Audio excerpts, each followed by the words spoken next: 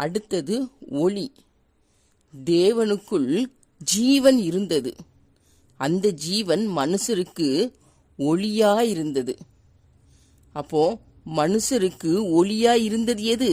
அந்த ஜீவன். அந்த ஜீவன் மனுஷருக்கு எப்படி இருந்தது? ஒளியாய் இருந்தது. அந்த ஒளியை இருள் பற்றி கொள்ளவில்லை. அப்போ ஒளியை எது பற்றி கொள்ளவில்லை? இருள். இருள் பற்றி கொள்ளவில்லை. அந்த ஒளி யாரு? இயேசு கிறிஸ்து.